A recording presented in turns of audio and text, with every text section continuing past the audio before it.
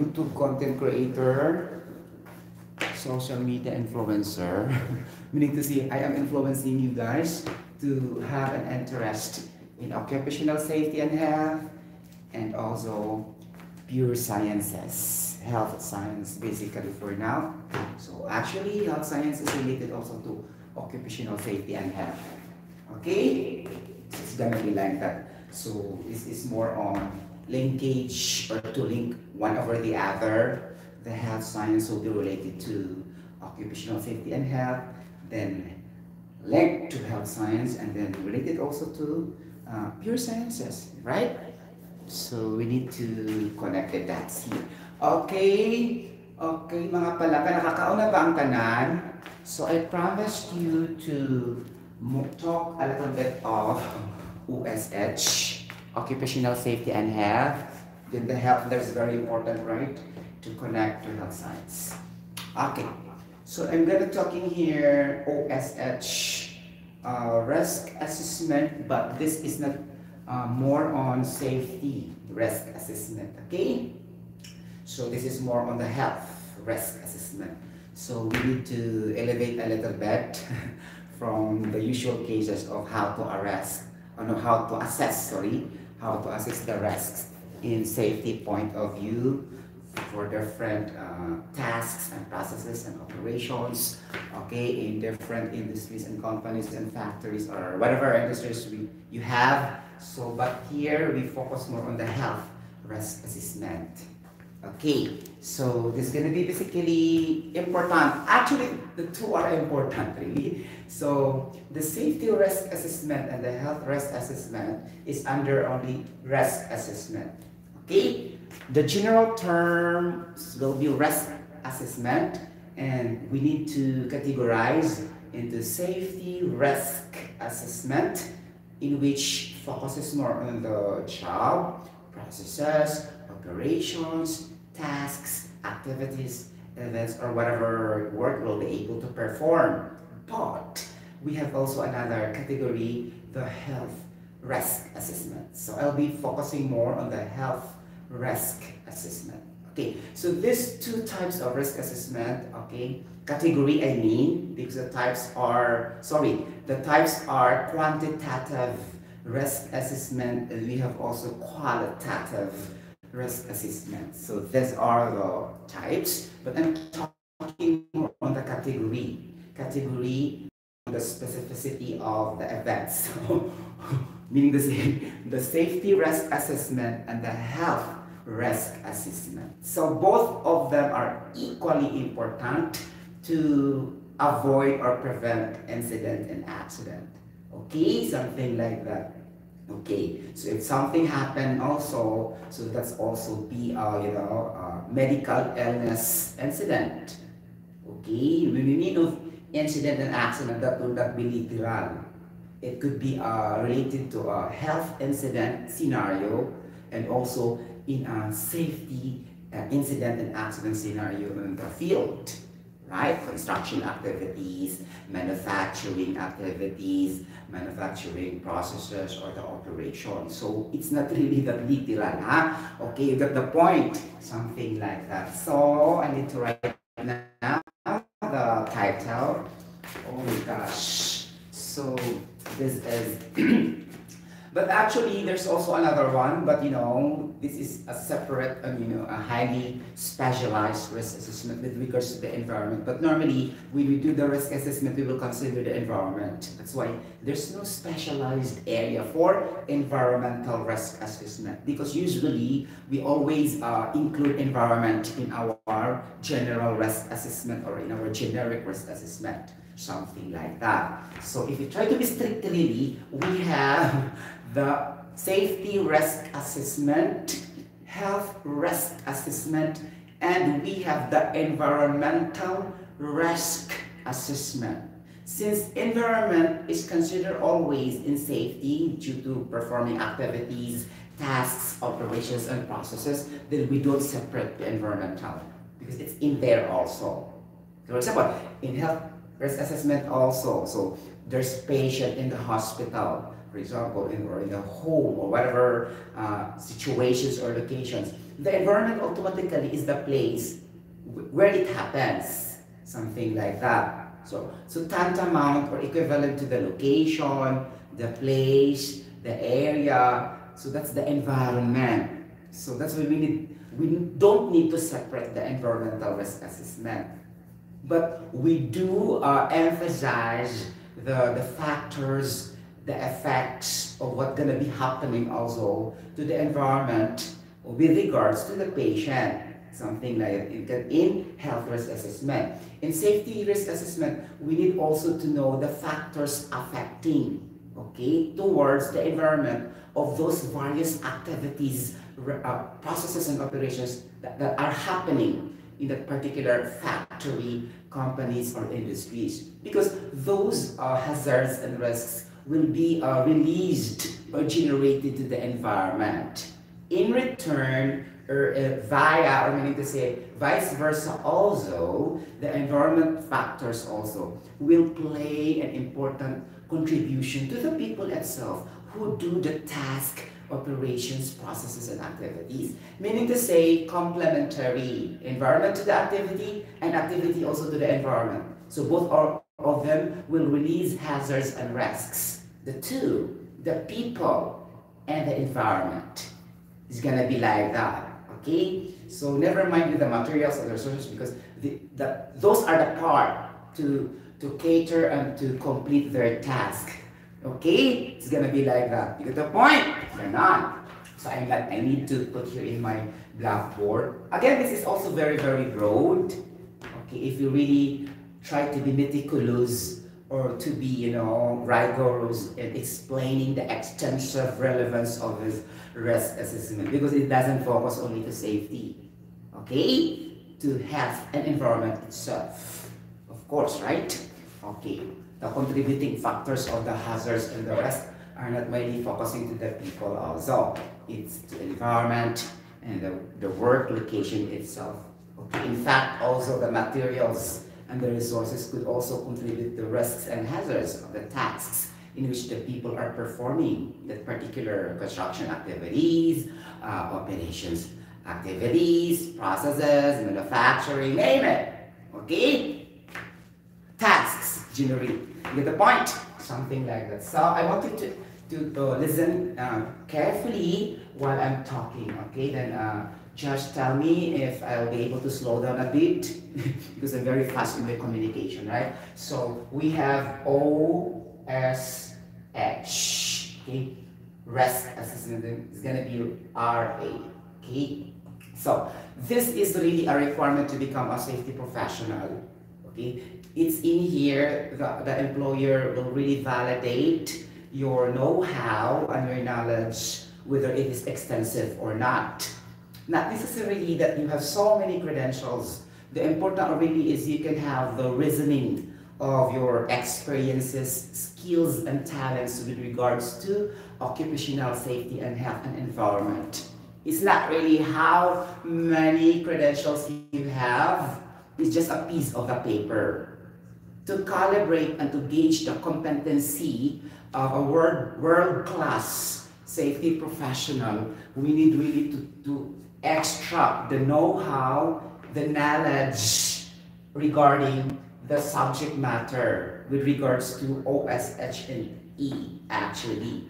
Okay, so we can say sometimes HSE only, sometimes we can say only OSH, and sometimes we can also say OSH and E, and sometimes also OSH and S. The S, there is the security. Okay, because the security also is part of safety. Why? Because to secure the whole environment is to make them safe. Right? That's why safety and security are always linked with each other. How secure the people are, okay, how secure the property are, meaning we need to be safe. You get the point? So it's really related, inherent with each other. Okay, you get the point, or complementary with each other. When we talk about safety, there's security. If we talk about security, there's safety.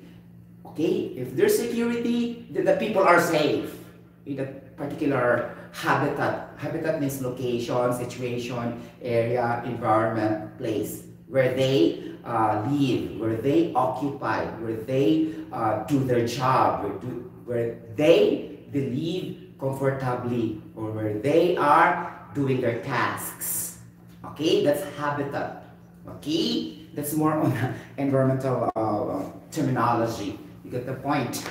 Or shall we say the ecology, the environment, I mean. Okay, the general aspect of when to say the habitat. Okay, habitat is the work environment. Okay, you're not for the ecology.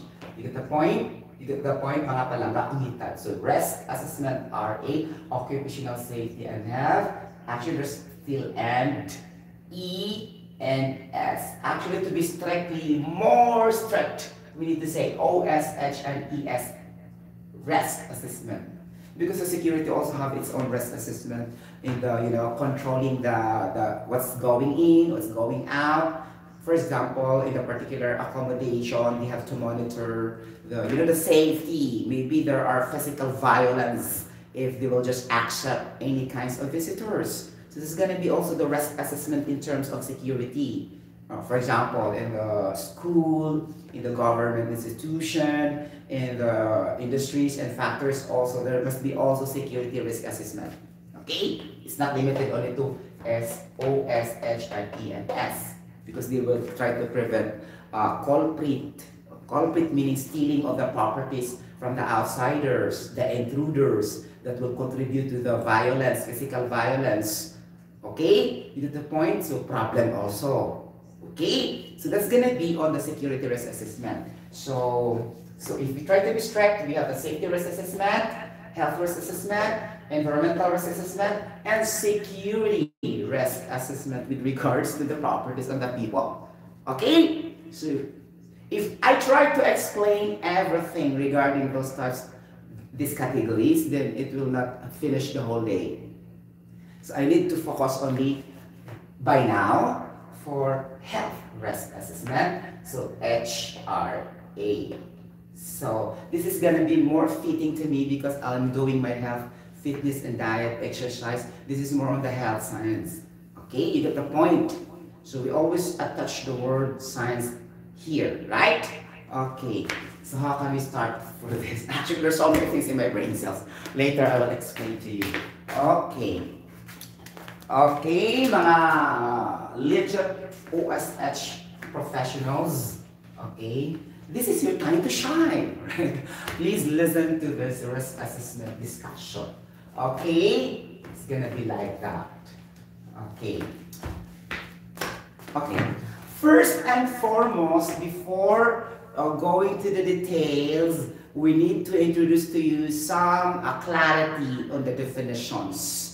Actually, guys, this risk assessment is incident and accident prevention tool or program. Okay, measurement performance to avoid losses of the following employers, factories, and industries. You know losses?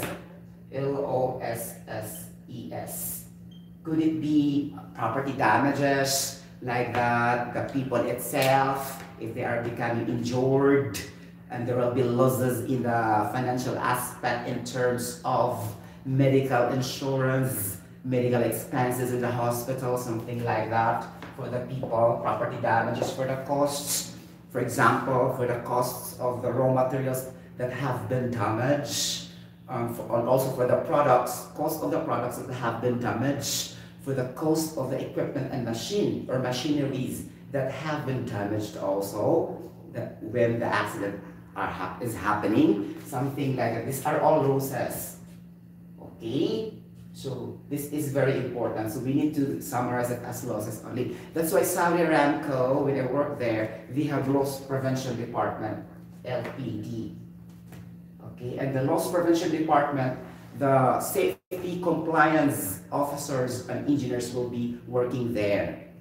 Okay, they termed as loss prevention department, not safety department. Okay, because everything is talking about the losses.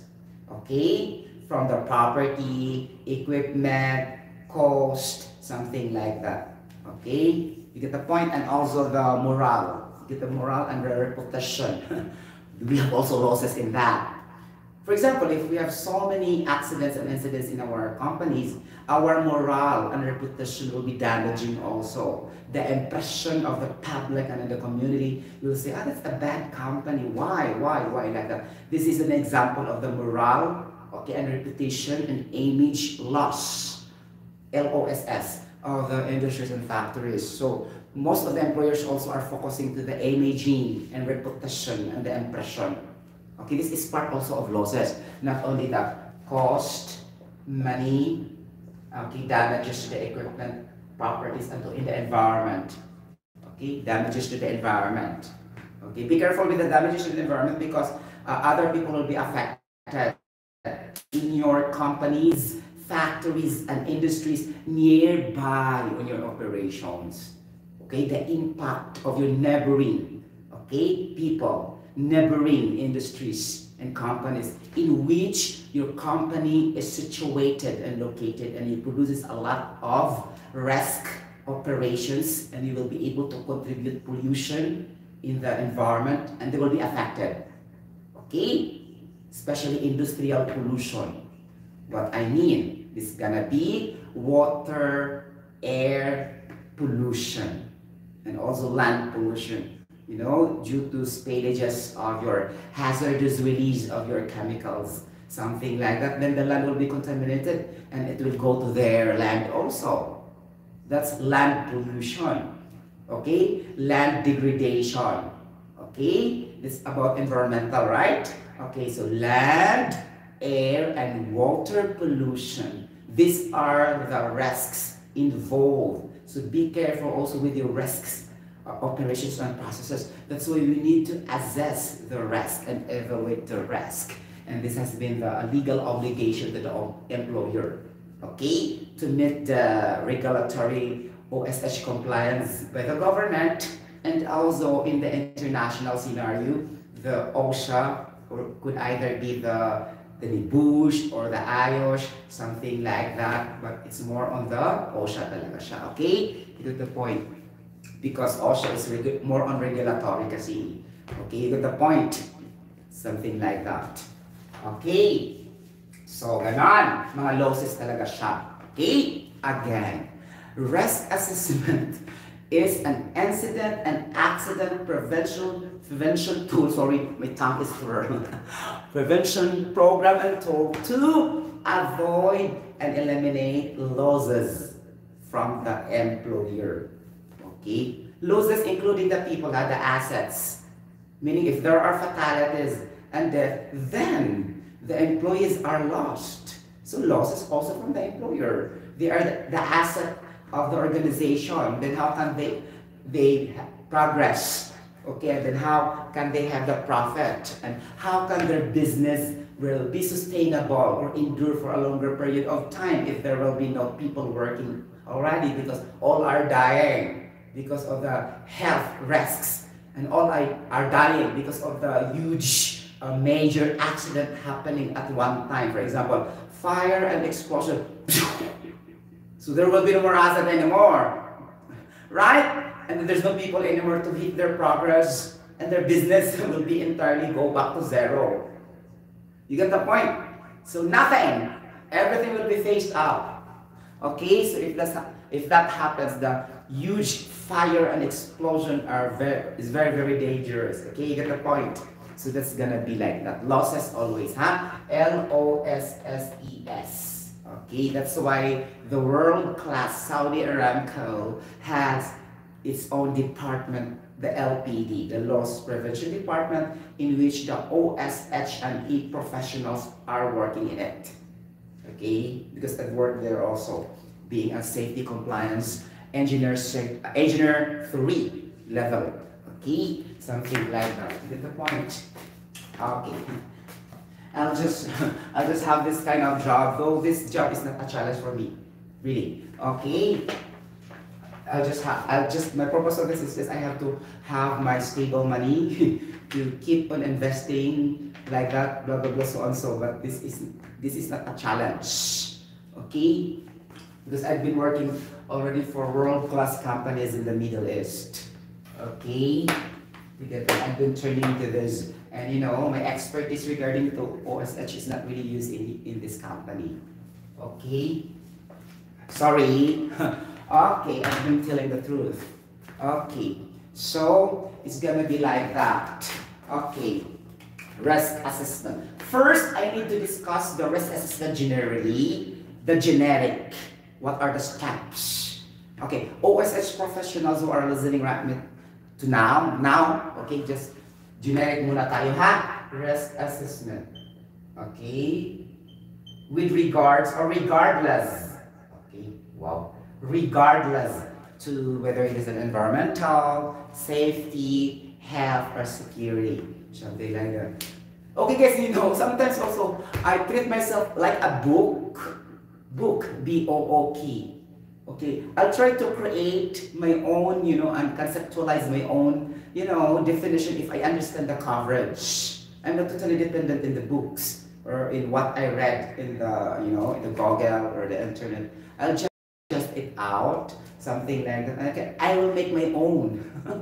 Something like that, really. Okay, so you cannot expect this also that you can find this in the net, something like that, because I really mix this with my experience, skills, you know, my masterpiece, my specialization as a licensed chemical engineer, something like that. And sometimes you can never find this in the books. You can find only the some, but not really the entire, because you know I really modified, okay, like that. You get the point? To come up with a one coverage in my vlog, in my content making of my vlog. Content creating or content conceptualization. Wow, really? Social content conceptualization, content creation, and content making. Wow. Get the point? Okay, so risk assessment. What is the first step? Regardless of the type, the category, okay? Because we have categories of risk assessment, types of risk assessment, kinds of risk assessment.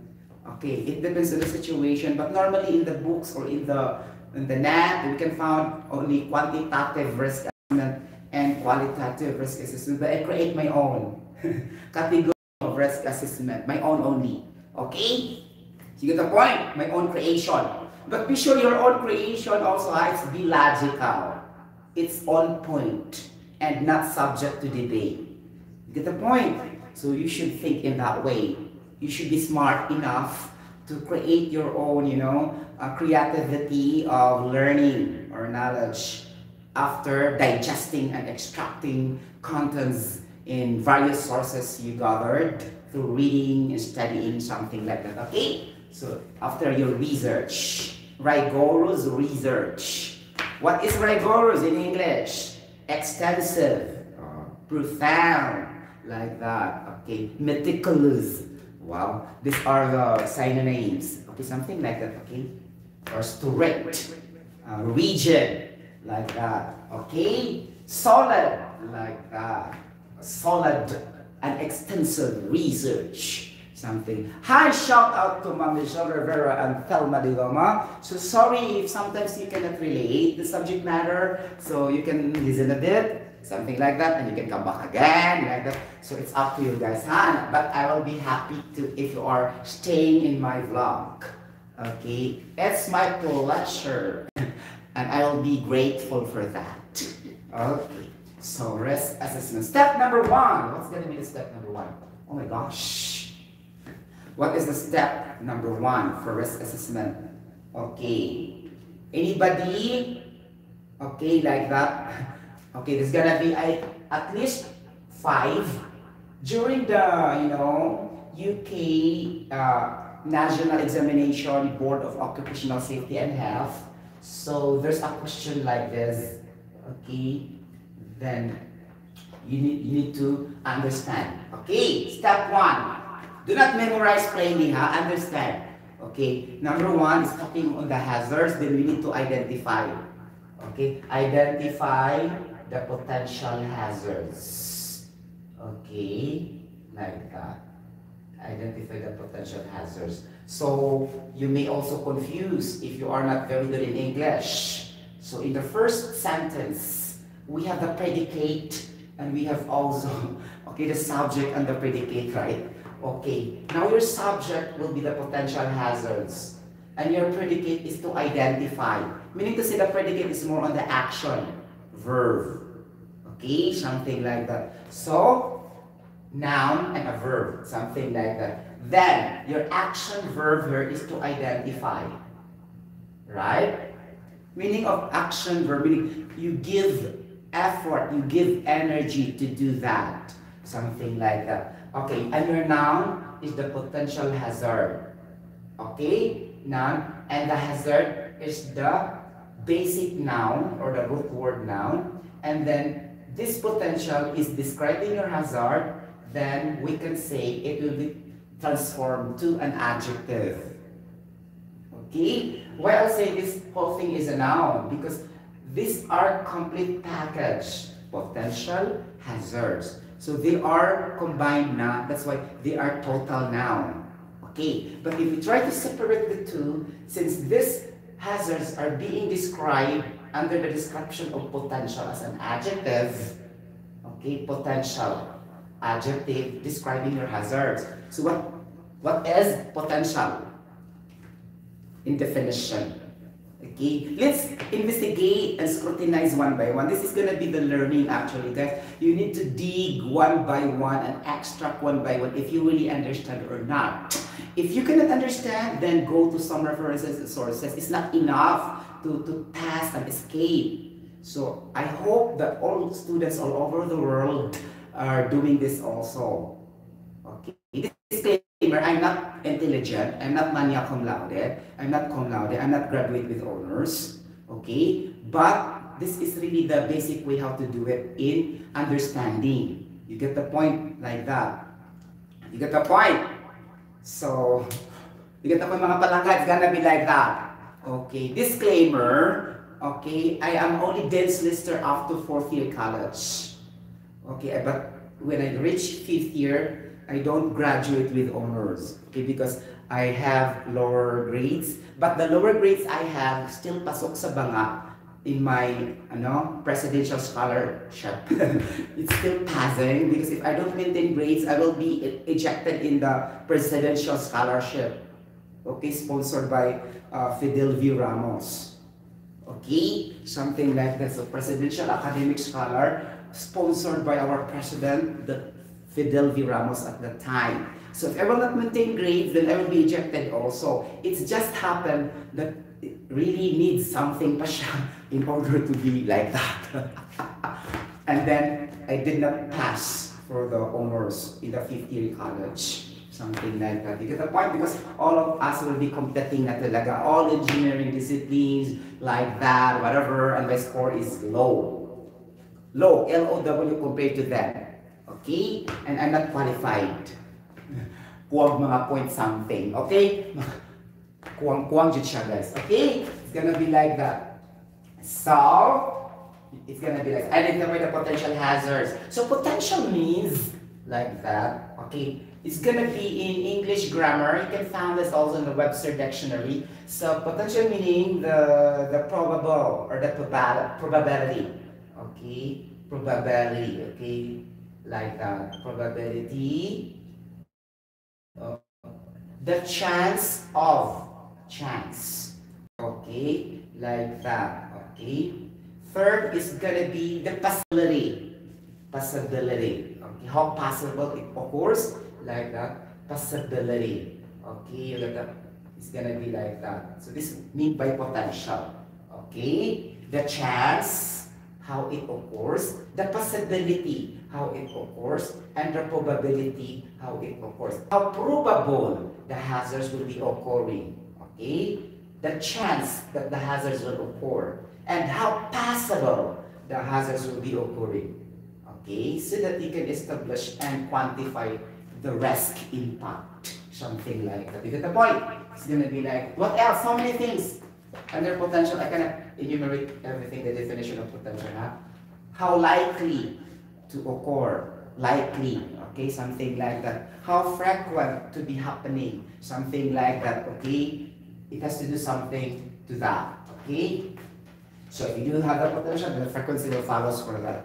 How often it will be happening, something like how frequent it will be happening, how likely it will be happening, something like that. Okay, that's meaning of potential. Ay, mukhadlok sa word na potential, ha? Decorate na siya. Ang important, you know, and you did, what's the definition of potential? That means, potential hazards. Ganon. Now, if you say potential hazards, okay, what do you mean by that? As I told you, probable, right? You get the point? Meaning to say, guys, this is not the direct hazards you see. You get the point? You know, direct. Okay? Direct. Actual. On the spot. Okay? Like that. Okay? Direct. Actual. On the spot. And how you recognize it. So the recognized. Recognized. Meaning recognized, you see it by your eyes that there are hazards, then we need to eliminate immediately without delay. That's what I mean. But this potential meaning in our risk assessment is really the possibility. We are looking the unforeseen hazards. Unforeseen, meaning we are having our protection like that we don't really see yet. Okay, we don't really feel it, but we need to foresee, we need to predict, we need to forecast what's gonna be the possible hazards. That we mean the potential. Okay? Like that. It's not direct, it's not actual, it's not on the spot, it's not recognizable by our eyes through our common senses. You know the difference already? What I'm talking about potential? Then if you eliminate the potential in your step 1, that's gonna be identify the hazards. Meaning to say you include now the direct hazards, actual hazards, on the spot hazards, recognizable hazards, in which you see by your eyes, you touch by your common senses, you smell, your ear, your feet, including also the potential. But in our step 1, we put potential.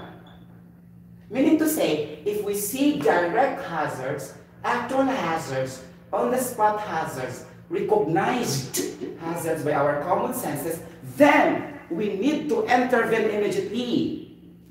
Remove and eliminate immediately. In order we will not delay the exposure of these hazards that can cause harm to our people in doing their tasks and can eventually result to any incidents and accidents. So this is going to be proactive approach of identifying the hazards. We need to eliminate the recognized hazards, actual hazards, on-the-spot hazards that we can see in our eyes, we can touch, we can sense through smell, we can hear, okay, we can stop by all our 5 common senses. Okay? In this way, we use our common sense. Okay, in this. But in our risk assessment documentation, we are referring their potential. Meaning, it's understood that we already eliminate the direct hazards, actual hazards, on-the-spot hazards, and the recognized hazards. Okay, you get the point. Any question? Mga palangga? So it's gonna be like the terminology application is very important. So that's why I'm telling English is very important to comprehend. You get the point? Okay, the documentation, the report, the procedure, the system, the manual, something like that, everything. Okay, so the content of the books, magazines, newspapers, everything, the content in the news, okay, social media, everything, okay, globally, something like that. So I said, identify the potential hazard. Okay. So in that way also, we are very, very proactive, right? Because we don't wait for somebody else to eliminate the hazards. Okay, so we are not really reactive.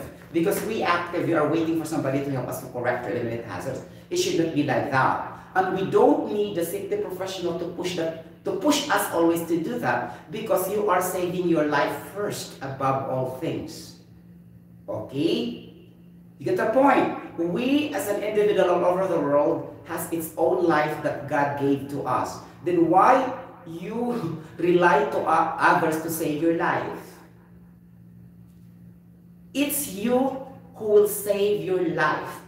Even though your supervisor, your foreman, engineer, manager, or even the CEO of the company cannot help you to that. If there is an extreme hazards or very, very risky hazards or operations that you are trying to perform, then stop it. Immediately without question. Who are they? I'm going to save my life. Right? Okay, I can still find another job. Okay, if worst comes to worst, I need to protect myself. I have my own family. Then you need to clarify. You need to talk to your foreman supervisor. In us, we have our permit to work system. It's in the third page that you need to agree that you are working safely and properly, that you completely understood the hazards and risks that you found in your work area before you proceed the job. It's in the third page in our documentation in our permit to work system. But sad to say, the people are not also professionals. The people also maybe professionals, but they try to bypass because they don't think safety as a top priority during their operations and tasks and processes that they will be able to do in the field, something like that. Okay, and sometimes also they cannot interpret well in English because it's written in English. I don't know how else to put Arabic. Okay, so when I conceptualize the permit to work system here in the documentation, I put in the third page really the declaration that both the foreman and his team and his people agree that before they proceed to task and activities, they will agree that there is no unsafe by the materials, by the resources, by the environment. And if found unsafe to whatever, then they must clarify. So they don't sign the third page. Okay, but what happened due to the ignorance, they will just sign, especially if they cannot understand English. Okay, you get the point. No problem with the Filipinos because that's very easy English, but the others also maybe. Okay, we don't discriminate here. Okay, something like that, so problem. Okay, so what I mean, before you sign the third page, you should understand the clarity that before you start the job, it's totally safe without question. And if there is unsafe, you have to talk and clarify with your foreman and supervisor. Sir, I cannot proceed. I will be in danger if we gonna start in this way. Then, if you are agreeing, even though unsafe, and that's your fault anymore. Okay, the safety department will just have to receive the report and will make the incident an accident report. That's it. Okay, because you are not taking care. Okay, you are not using your common sense before you start the job. And you didn't also clarify to your foreman. And after that, the foreman can also communicate to the safety department what's going to be the best control strategies. Wow, strategies, right? Or control measures or any developmental programs to really reduce and eliminate the hazards and risks. Something like that. Okay, ang tagal ko na step number 2. Tabihan ko guys, di ba? Number 2, after identifying the potential hazards, gutom na ako siguro. Hi, Nako. This is my really weakness, guys. When I do the training, it took me a long time to discuss. I am very, very wordy. Something like that. Very, very conversant, talkative, but also maintaining the main point of my discussion. Because the only problem for others, they are very lengthy and detailed, but they failed to stress and emphasize the main point and the substance of the coverage. That is more important, right? The substance of your coverage, the main point of the coverage. Regardless, you will go directly straightforward or you will go paduding-duding, something like that. That's what I'm doing now. That's my weakness really, guys. I cannot go directly to a short period of time. I need to emphasize in detailed fashion. Okay? Maintaining the main point of the coverage or the topic for this risk assessment. I need to drink coffee to activate my brain cells, right? I need to share you so many things pa talaga siya to prevent diseases, health diseases for the health risk assessment. This is just an introductory part so that we can understand really before tackling the health risk assessment. And in my topic later, I will be talking about the drugs health risk assessment. Okay, because we cannot deny every time we will take the paracetamol, the tablets, the antibiotics, the syrup. So these are all drugs. Okay, right? As I told you, drugs are not dangerous, are not harmful. It is you, how you apply that drugs to become it or became harmful to you. Okay? The way how you use it, the way how you apply it, something like that. It makes it bad and harmful. But actually drugs are very, very helpful for all people all over the world, especially the patients and the sickly people in the hospitals. You get the point, something like that. Okay? And we don't wait that to happen to us. Even though we are in our respective room, like that, for example, you are sleeping in your bed, we need also to assess the health risk assessment. Oh my gosh, if the people are doing like this, then there will be no patient in the hospital. Right? Because child to youth to adult, they are doing now the health risk assessment. Wow, at a very young age. Perfect. A very world-class habitat. The planet Earth is very, very world-class and very knowledgeable with regards to the occupational safety, health, and environment. Okay, something like that. Okay, so it's gonna be like that, very broad, right? That's why I like safety. I like OSH really, guys, because I'm not limiting only to one specialization. So in that way, it helps me to add more knowledge day by day. So for example, if I'm working as a chemical engineer, I'm focusing only with the physical and chemical separation processes. Okay, the chemical reaction engineering, the unit processes, the industrial unit processes, like that, how fast the chemical reaction really is, something that I have to design, something like that, a nuclear reactor, something like that, and I'll try to have also to quantify the different processes and try to solve complex problems with regards to processes. A process engineer. Okay, that's the main objective of a process engineer. You need to solve complex problems which relates to the processes. Okay, so that you can improve and enhance the processes and the operations. In that way, you can have a very, very good yield or output, okay, in the market. And then by that also, it will increase the reputation and the image of the company, and so many clients will be there. Oh my gosh, the products are in good quality, something like this. Quality also, and you know, the processes are interconnected with each other. They will be communicating with each other. The parameters to be maintained so that we can produce a quality product, something like that. To these people, process engineers, production engineers, something like that. It's gonna be like that. Okay? The safety will try to interact with these people. All people, not choosing what kind of specialization in all departments. That's why I like the most. Okay? Because we are interdisciplinary, you know, department, catering all the departments. So I love it really. Okay? So going back to the risk assessment, we go to the number 2. Okay, after identifying the potential hazards, what you gotta do? Okay, but wait. Stay tuned, tighten your belt, just sit back and relax. Then I have to take my coffee. Okay? Ganon. Wow! Oh, diba? So guys, coffee without sugar.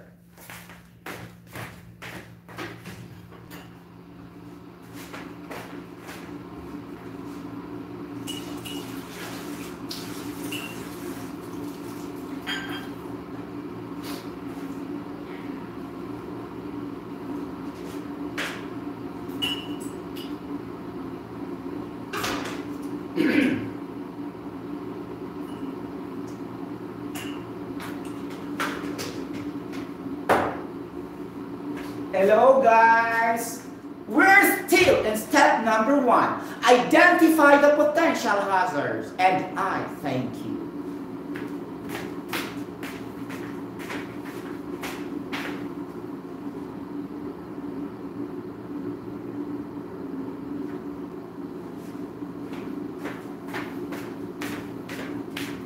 Okay?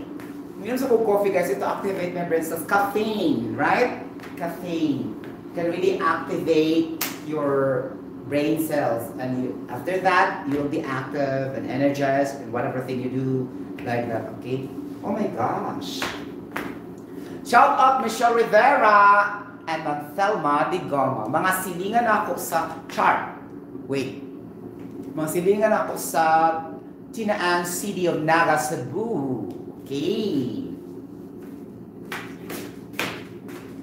Thank you so much.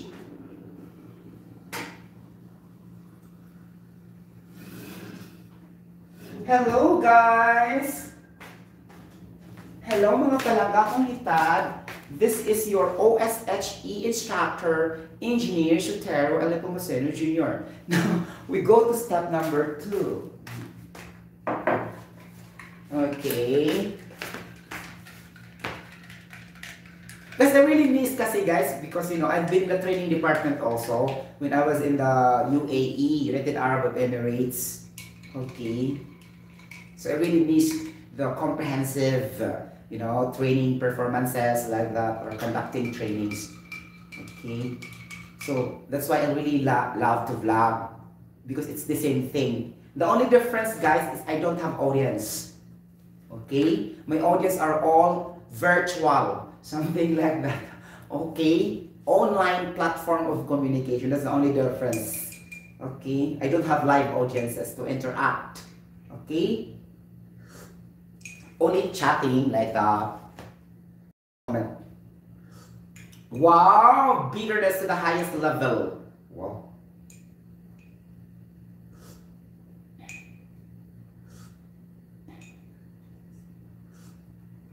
Okay.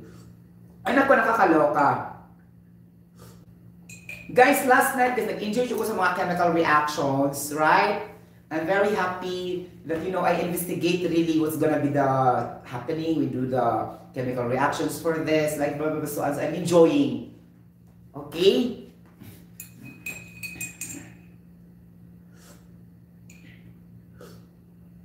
Actually, I saw that in the, you know, in the sources, but it's not comprehensive kasi you need to think pa more in order you can really detail it out in your discussion.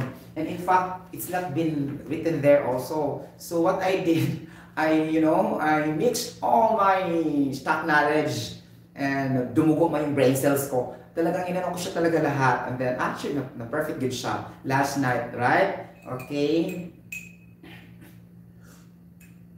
I was, magdamag akong natutulog last night, guys. For that topic, right? Okay.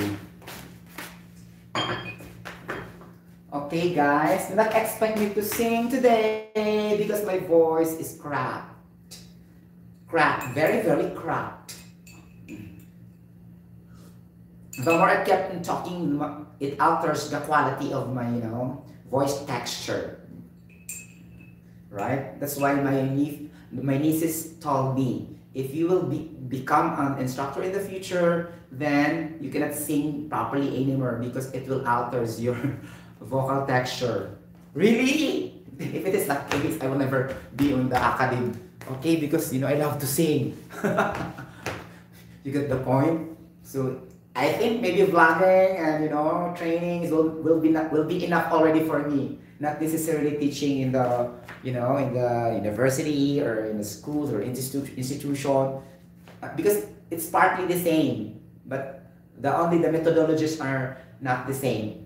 Okay, but the main point is just sharing the lesson, sharing the information is just the same, but the methodologies and how you do that is not the same, right? Because there's a lot of techniques and strategies to do that. If you will become an instructor, a teacher, in a university. Okay, meaning to say, this vlogging is informal way of sharing lesson, sharing academic information, or anything you want to share in the in the social media or in the interactive online platform. Okay? It's gonna informal siya, not formal. Because formal is in the schools. Okay? Teaching in the schools. Vlogging are informal. Okay? Oy, vloggers, asa ko yung away ha? Really, this is serious. Informal lang ni atong ginabuhat. Okay? Because we're not following the correct methodologies, how to share information, and in fact, we don't have lesson plan. Okay, in order for our viewers to understand what we're talking to, we are doing here in vlogging random, right? Random. So anything we want to speak, we have the full freedom to do it as long as they will be aware, they will be informed what's going on around us. So in Tagalog, makibalita. Okay, para maliwanagan on issues around us. Could it be political issues, academic issues, some sports issues, something like that, or any other issues that could play an important role to improve the quality of our life. The lifestyle, the substance of our lifestyle. Positive features, not the negative. Okay, you get the point? Ano guys, iba mo siya purpose din siya sa social media sharing of information. Okay, the bashing also will be important because if we try to read their comments, we can also assess to differentiate what is good and bad, the disadvantage and disadvantages, the pros and cons. So that's very also important. We are not only focusing on the bad and the good features, we also assess the bad features. Just like the risk assessment, we need to forecast what's gonna be happening. Because the world is always like us. We need to determine the good and the bad, something like that. So it really helps us to be alert and aware what's going on. So that in a situation we are very, very safe. Something like that. To protect ourselves. To protect our family. Diba? So it's gonna be like that, not only focusing on the positive. If that is the case, then the world is not challenging. Imagine all the people are righteous. What will be happening? So, our Lord God will never come to the earth and save us already. Because all are perfect. And if that is the case, all are perfect, so all are valedictorian. All are first owners. So it's not a challenge anymore. Wala na yung mga hinayon, wala na yung bubo. So that's natural. We need to have like that always. Okay? Not all perfect. Okay? What's be happening if all are perfect? Right? Maybe of too much perfection, maybe there will be war. Because nobody will accept mistakes like that because all are thinking that they are always right because of too much perfection. So, right, it's not good also. We need to assess the bad and the good so that we can draw the line. How we can act professionally to contribute, a better impression to the society. Not only impression, but to be relevant both in words and in actions. Okay? To improve the quality of our life in our family, to the community, and to be relevant also to the welfare of our country, our government, right? As, a law-abiding citizen. Ganon dapat. It's not always protesting. It's good to protest if you don't really like and you found out that there's an inconsistencies in the government, but not to the extent of having physical violence and destroying the image and the impressions of other people, something like that. Okay, we can do it in a professional way, in a nice way, and legally. Okay, legit. Meaning to say, you need to file a complaint case. That would be better, rather than too much spreading of, disinformation and lies to the extent it will create hated speech and argument, and then it could create also verbal fighting in the social media, and then something like that, okay? Get the point? Ganon. It is the action matters a lot. The way how you respond, okay, to the bad comments, negativities, and bashing in the social media. It's not really actually how you are trying to share your comments or post your comments. It's the way how you respond. Okay? Get the point? Ganon. Ganon siya. O diba? Init ng coffee ko, yung mga palangga ko. O diba? Nakakaloka. Number 1 pa kita guys ay, gutom na ba ang kanan? Nakakaon na ba ang kanan? Char. My breakfast is only brown bread and apple, grapes, and what's this? I cannot understand what type of fruit is this. Oh my gosh. What's this? Oh, it's gonna be mango pala. I have mango here. 1 mango only. Okay, left inside the refrigerator. You know, I fortified with citrus fruits inside the refrigerator. Guys, it's a gamble situation, huh? If you need to stack fresh fruits inside your refrigerator, you maintain the healthy lifestyle. Not only that 100% healthy lifestyle, it's just only, you know, average lifestyle. It's not really 100% healthy lifestyle, okay? Because sometimes you will eat also junk foods, sometimes. It's only, you know, average way of healthy lifestyle. Okay, if you try to maintain that one, guys, it's a gamble situation. You have to spend money in a cost. You budget at a higher cost. Okay, you get the point. It's a gamble situation. If you want to save also, then probably you can also stock different citrus fruits in your refrigerator, because mostly fruits are expensive also. Okay, so that's in conjunction to my health science topic. That's why I really stopped that there. That's why I discussed in the board. I put into actions. You get the point? It's not only retained in the words discussion. I really need to put into actions what I discussed here. Something like that. So in short, if we create a procedure, I really implemented the procedure. Something like that. Implementation matters the most. You get the point? Just like having too much credentials, papers, certifications, but you know, it doesn't put into actions. The way you talk, you know, is very silly, and the way you answer the questions in the interviews, not that good, like that, and you always like that.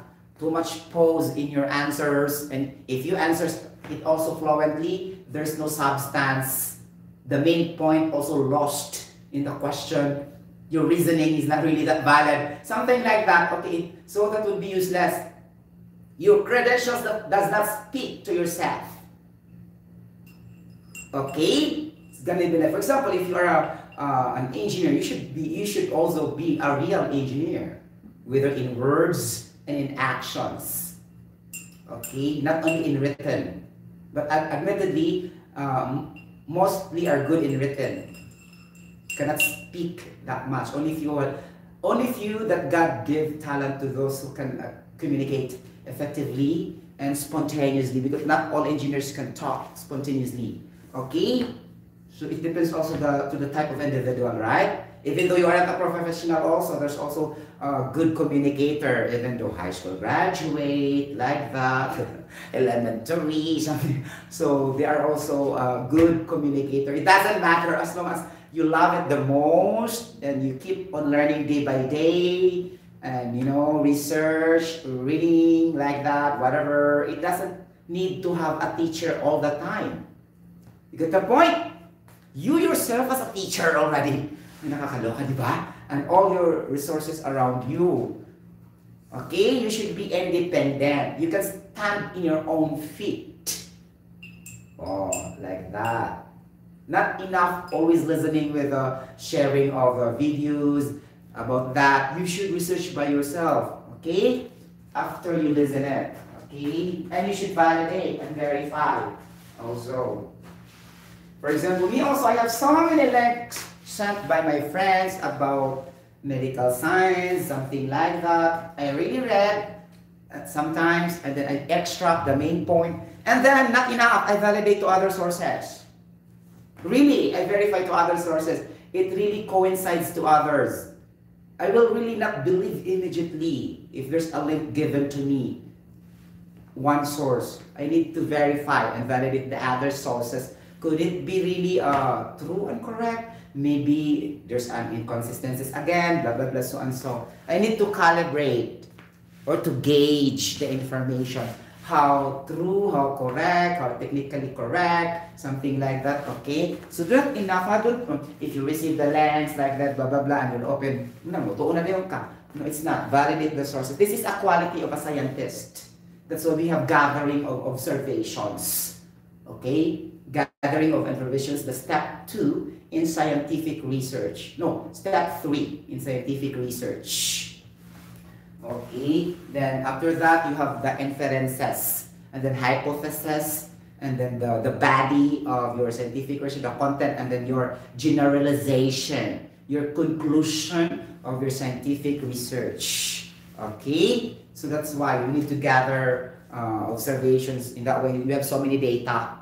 Okay, like that. So after you hear my vlog, you go also to another sources, blah blah blah. There are also a lot of vloggers regarding risk assessment. And then extra, if we are talking the same thing, if you are really consistent over the other vlogger, things like that. It's very, very beautiful or good feeling to do that, right? Okay. Then if you have no time, then you can also do it directly. It's up to you guys, huh? Okay. It's up to you, because if you believe also the teacher, the instructor, the vlogger is already confident enough, or due to the experience, the skills, the talent, the masterpiece, the expertise, blah blah blah, so and so, okay, the credentials, like that, whatever, okay. So then it's up to you to believe immediately. That's your own belief. Your own belief and your own conviction to certain subjects and topics you gained. And you listen to it. Listen to it. Nakakaloka, di ba? Sila ko yaya akong coffee, mabugnaw jud ni. Okay, step number 2. Okay. Identify, no, not identify. You need to know, okay, know the persons, meaning the actors, the people behind in that particular tasks and operations and processes or activities. You need to know the persons. For example, if they are belonging to the electrical department, maintenance department, mechanical department, okay, utilities and operations, UNO, something like that. If they belong to the supply chain department, for the HR department also, in the QZ or the quality assurance department, you need to know the persons involved before doing the risk assessment, so that you can relate to the specialization, in which areas they can easily commit the mistakes because of their job. You need to extract, okay, because it depends the way how they perform their task, something like that. So know the persons, okay, know the persons and how they can be harmed. How they can be harmed. English, if you put be, linking verb. If you put be, the next noun will be with D. Okay? Be harmed. Okay? To be emphasized. Put letter D in the noun. If you put a linking verb, be, be. This is a linking verb in English. Okay? So know the persons and how they can be harmed. You need to say, you need to identify, to find out, oh, who are these persons involved? I need to check and I need to investigate. Now. Then you go to the field. Oh, ganon, di ba proactive? Okay? Know the persons and how they can be harmed. Okay, ganon. And the number 3. Okay, what is the number 3? Okay. Anybody? You need to assess the risks. Assess the risks. Okay? This is the action verb. Assess. Okay? So, to assess meaning you need to rank the risks according to their low, medium, and high. The severity, in terms of the severity. How severe like that, okay? How severe or, you know, how fatal the risks are, something like that, okay? It should be assessed based on the risk ranking. In safety as a risk ranking or the RR, meaning low, medium, or high, something like that, okay? And then we use also the matrix for that, the risk matrix, okay, so that we can determine really, okay? So, oh, my word is very small. I'm gonna give you the what is a risk matrix. So it's not enough also to say by words, right? Sometimes you need to draw. But you know, sad to say, I have a very small whiteboard. I cannot explain everything. This is really the disadvantage in my vlog because I don't have the special effects, animations in my screens when I do the vlog. Okay, I don't have the software for that. So at the same time, my whiteboard also is very, you know, small. I cannot intensify and enhance my discussion. Sorry. So in this situation also, we need to assess the risk by having the risk ranking by using the risk matrix table.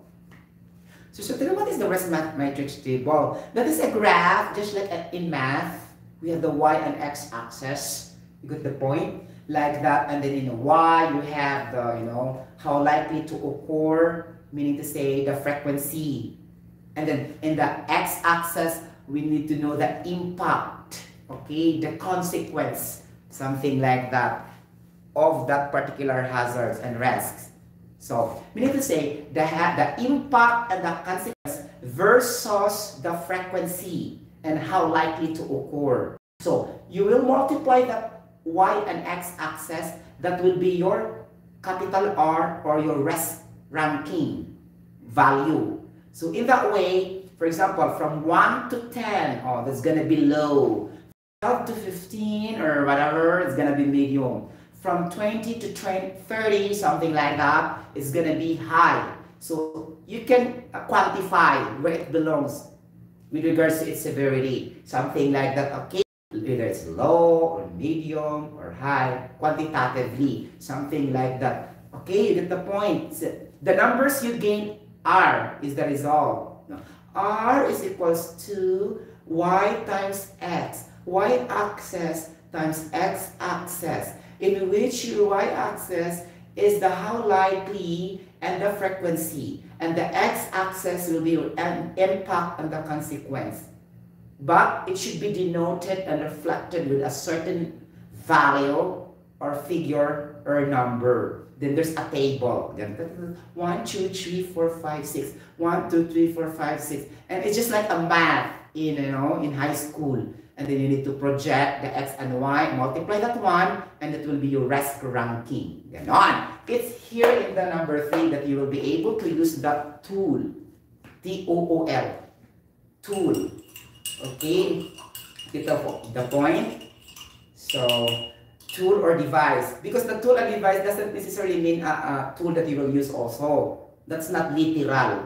Okay, not word for word in effect in English grammar. You can also use tool by means of, you know, a paper, like that, or anything, a system, or a methodology that you will be able to use to make your program effective. So that's also tool, T-O-O-L, and a device. Doesn't mean necessarily a physical unit.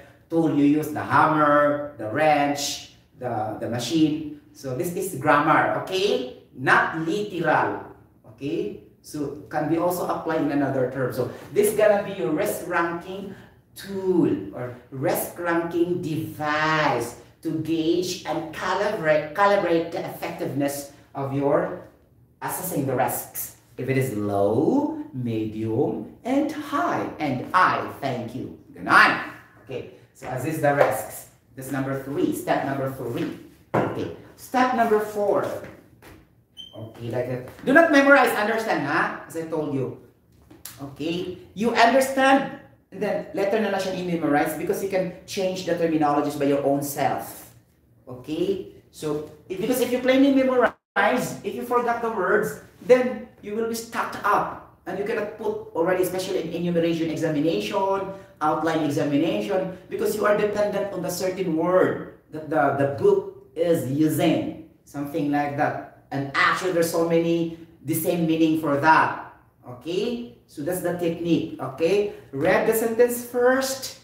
You can do twice, and then if it will register to your brain cells immediately. But if not, memorize and understand the word for word first, and then memorize comprehensively. Wow. The K term here is comprehensive. Okay? You got the point, Ganon.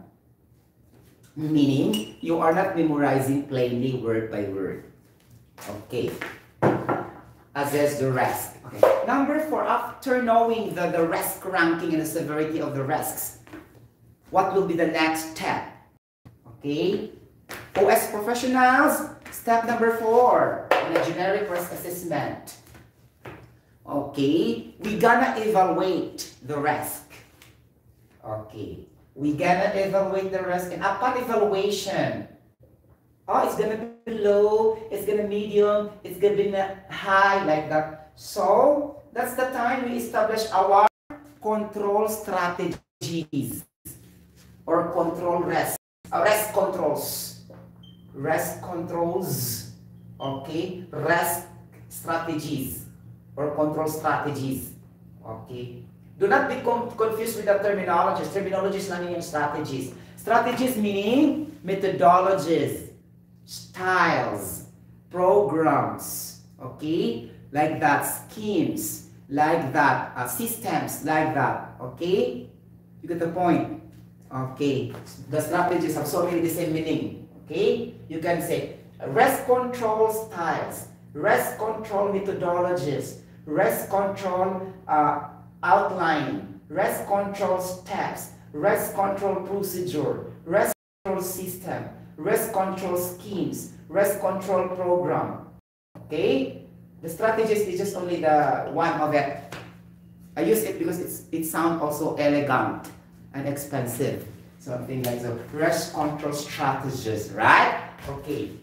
And it's not also a very cheap term. Okay? Like that. So risk control strategies and risk controls in your evaluation of risks. Okay. In that way, you will remember the hierarchy of controls. Okay. In this number 4. So what are those hierarchy of controls?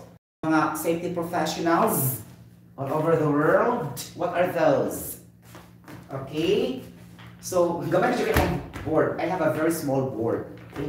So the risk control will be basing to ako lang yaw-yaw guys. I have to discuss in words. Okay. The hierarchy of controls will be the first thing to do is gonna be elimination of the hazards and risks. Number 2 is gonna be substitution. Number 3 is gonna be engineering controls. Number 4 is gonna be administrative controls with regards to the program, systems, procedures, like the documentation, like that. Number 5 will be the PPE. Okay, the PPE is the control that is the very least because it will never completely eliminate. It's only reducing the impact of the hazards and risks, meaning reducing only. So these are the risk controls. You will base your step number 4 to the hierarchy of controls, and that is your risk control strategies and risk controls. And after number 4, what is the last step? Okay. Oh, ganon. The Bluetooth device is ready to pair. Hello mga palanggang hitad. Are we still alive? Are you tuning in my vlogging? Wow, thank you again, Michelle Rivera. You are still watching on Thelma Digoma. So we are now in the step number 4. Okay, what is the step number 5? The step number 5, you need to record. Okay, record your RA assessment findings. Okay, like that. Or this whole thing as your document, one document. Record everything. Okay, the last step. So for me, there are only 5 steps generic risk assessment. It's up to the safety engineer in a particular industry. Actually, this is a safety engineer job. The safety manager, the consultant, or will just push the engineer to do this risk assessment, something like that, okay? But if they can make also, then much better, okay? But this is purely the job of the OSH engineer, something like that, okay? So record the RA findings, okay? Risk assessment findings. So we have step 5 now, okay? We need to record because we need to review that. The review will be based on annual. It depends on the frequency of your organization. Could it be annually, quarterly, bi-monthly, something like that. But based on the OSHA, as what I could remember, I'm not perfect, as what I could remember, it should be reviewed annually. But specifically, you will review and modify your risk assessment based on the actual present condition in your industries and companies and factories, because there will be a lot of changes. For example, if the maintenance department bought a new equipment, bought a new machines, and your risk assessment before in their department will be changed because you are now using the obsolete equipment, then you have to revise your risk assessment because according to the present situation of your organization. Not only that, okay, the present also happening of the people. The people are changing also. There are new people involved like that, okay, new procedure involved like that, or system involved, like aside from changing the equipments, machines, like that. And also if there are changes in your raw materials, you know, if there are changes also with the resources you use, the materials you use, then you will revise and modify your risk assessment also as immediate as possible. Don't wait for annual. But if there's no changes, you need to review annually so that to update your risk assessment program, something like that. Okay, now, so this will be the basis also to have the MOC, the management of change or change management. This is also the good practice of engineering job. You need to have the change management or the management of change, MOC. After there are a lot of changes, okay, then you submit this to your management. Sir, this is my risk assessment, okay, of at present. Then it will be considered also to the technical people in the management to adjust their procedure regarding management of change or change management. It depends. Sometimes also some industries using the term change management and others also management of change, MOC. It depends on the, you know, in the industries you are or where you are working. As long as we have the change management procedure or the management of change, so of course you need to have risk assessment because there's a lot of changes now. And if there's no changes, there's no management of change. Okay, meaning to say the management of change or change management is only dependent to the changes. Of course, common sense by the term itself. Okay, change in the process, change in the task, people, resources, materials, equipment, chuba-chuchok, and everything. Okay, generally. Okay, like that. The point. So that's our risk assessment, generic risk assessment. Any questions so far? Okay, again, risk assessment objective is really a tool, accident and incident prevention tool to eliminate losses. Okay, LOSSES. Okay, from the part of the employer. And losses are those assets of the company. Could it be the people, resources, materials, equipment, machineries, and of course the work environment. Okay, if the work environment also will be totally damaged due to the fire and explosion, then how can they work? Right? So work environment will be included as one of the losses, also objective of this risk assessment. Again, the purpose of the risk assessment, okay, this is really an accident and incident prevention tool to avoid and eliminate losses. Are those losses? It could be related to equipment, machineries, tools, materials, resources, the people, any properties, the environment, and the location and the area. Okay? Get the point? Ganon. Because the procedures, the papers, documentation are part of the properties. The procedures. If, for example, if the fire and explosion will be happening, all your documents will be lost, man.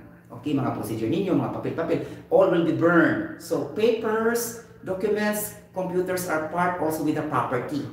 That's why, andira dito. So that's why laws has shot. Okay, you get the point? Okay, so it's gonna be like that. Straightforward, right? Straightforward objective of the risk assessment. Okay.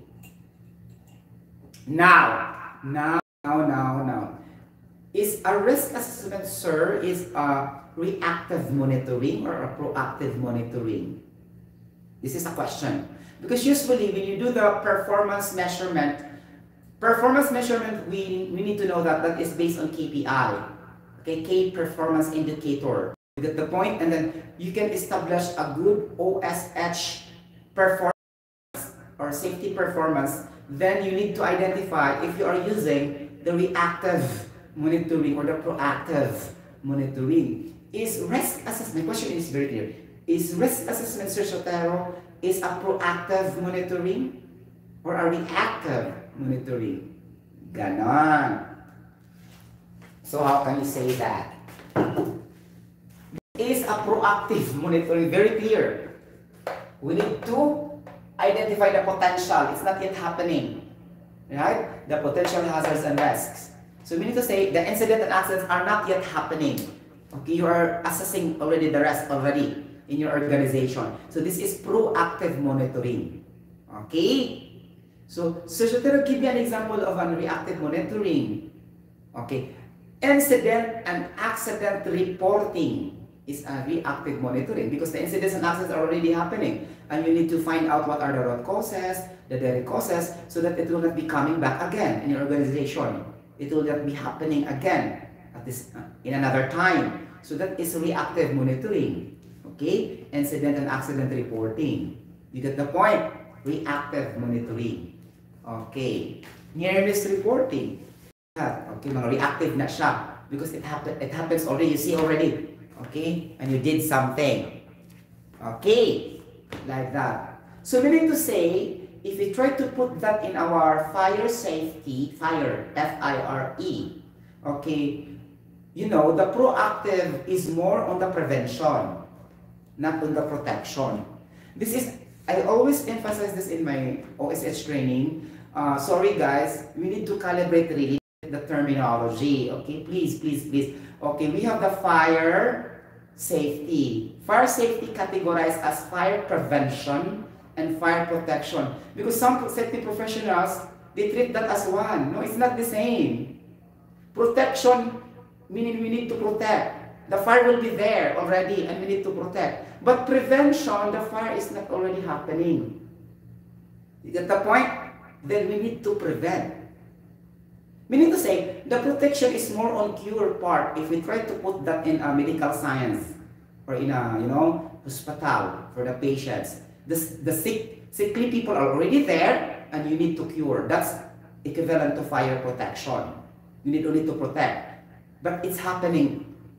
Okay? But the prevention is not yet happening. Okay? So prevention is better than cure. Something like that. When you cure somebody, okay, when you diagnose them, and then you have the medical prescriptions by the doctor, what medicines you'll be able to take so that you will be healed. You will be recovered, something like that. Medicines, right? That is curing or cure. So, but that is not prevention. But if you try to put that in a fire safety analogy, fire protection is more on putting smoke detector, okay, heat detector, flame detector. Because when the fire comes in, already there the fire, you can stop. But that is not prevention. You get the point? The fire prevention is more on the program. Okay? Program, for example, the permit to work system regarding hot work activities. For example, housekeeping from flammable substances. 5S management, how to classify flammable versus the combustible items, something like so there will be no fire.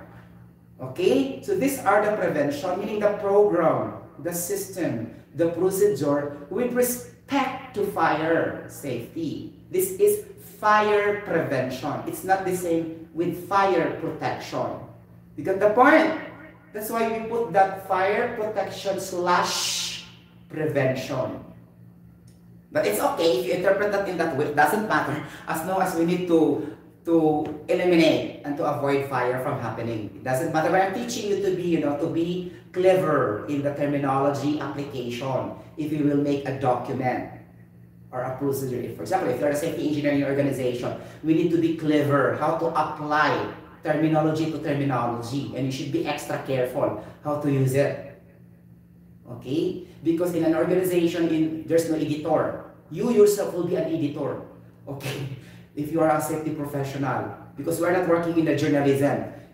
If you are working in the journalism, then we have editor. After we make our articles, we just submit that to our editor-in-chief. But actually, in the organization, in the industries, firms, companies, factories, if you are a safety engineer, you also act as an editor. Then you need to edit. Then be careful with your terminology application, if it is the right or appropriate. Right? You get the point? So it will be embarrassing that somebody will read it and it's not highly technical at all. Meaning to say superficial, very narrow, something like there's substance, but only less. Substance meaning sustansya, okay, of your document. You get the point? If you try to put that in a health science, the food you take, there's no substance, there's no vitamins, there's no nutrients. It's just the same also with making a document. Okay? You have 20 pages, 12 pages, but the content is not really that straightforward. There's no main point, only, chupa-chucho, liko-liko, whatever. Okay, you get the point? Ganon. So, it's gonna be like that. It doesn't matter the brevity, how many pages your document really is. The important is it is really effective, and catering all the main points. Okay, it's gonna be like that. Okay, it doesn't matter the quantity, it's the quality that matters of your documentation. Okay, anything. Okay, since I discussed already the risk assessment, I have to pause for a while because I need to eat a low carbo in my dinner, something like that, low carbo. So I have to eat, and I'll be coming back. See you later. I have to stop my vlog for now, and I will go back to another. It's related to risk assessment. It's gonna be the hazards assessment, something like that. But we need to identify what's the difference between the job hazards analysis and the risk assessment, because some safety professionals getting confused. What's the difference for these two? Could it be qualitatively or quantitatively, or the manner how you apply that certain methodologies in your organization? It's going to be like that. We need to extract, okay, what's the difference? Though it has the same purpose to eliminate accidents and incidents, to avoid losses with the employer or company or industries, but we need to find out the applicability, okay? The most logical to use, the more easy to use, the better, something like that, or the most compatible in your organization because it's easy to use, because it has the same objective. Why using the complex one? It has the same objective, right? It should be like that.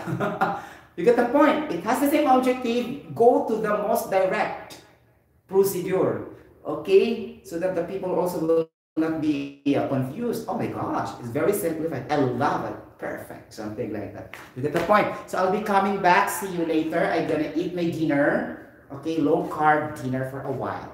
Thank you so much. Thank you so much for spending your time with me and for tuning in my live streaming. This is talking about OSH Risk Assessment. Okay, and then if you are happy and if you are very, very interested to share this tap it to anybody else. You can share, you can comment, you can like, you can put emojis also as well. I am very, very happy to that. And most of all, I will be very, very exceedingly happy and very grateful if you will be able to subscribe my YT channel. I am a singer, dash eternal voice, dash DESH, as underline word, very short, that's dash, right? In English, part of punctuation. Punctuation marks in English with the exclamation, the question mark, the dash, the hyphen, the slash, and the period. These are the punctuation marks in English grammar that you need to understand also, apart from the, the vocabularies. Something like, you get the point? Okay, I'm very, very happy to that. And also, you can be able to click the notification bell for some news updates of I am a singer, eternal voice. I am, meaning to say intonation and enunciation of words. Thank you so much. God bless everybody. Remember this always, that Jesus loves us. Okay, bye-bye. See you later.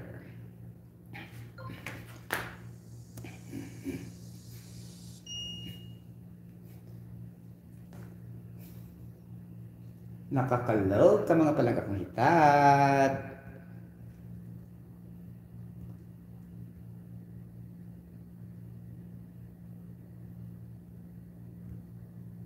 Huy! Okay. Are you sure you want to stop streaming? Yes. Ganon.